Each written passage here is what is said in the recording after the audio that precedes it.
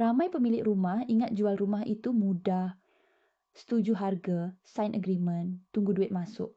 Tapi sebenarnya ada risiko besar kalau anda tak tahu hak anda sebagai penjual. Pertama, jangan tanda tangan SPA tanpa faham isi kandungan. Setiap clause beri kesan kepada hak dan duit anda.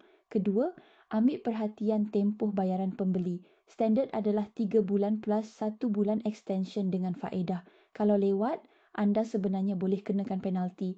Tapi ramai tak tahu. Ketiga, semua bayaran mesti melalui peguam. Jangan sesekali terima bayaran secara direct, ini sangat berisiko. Keempat, jangan serah kunci sebelum bayaran penuh diterima.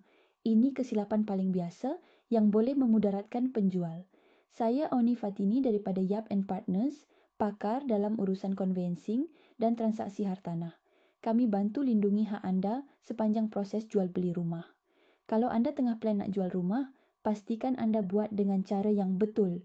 Hubungi kami sekarang untuk consultation dan elakkan kesilapan yang boleh merugikan anda. Follow kami untuk lebih banyak tips hartanah.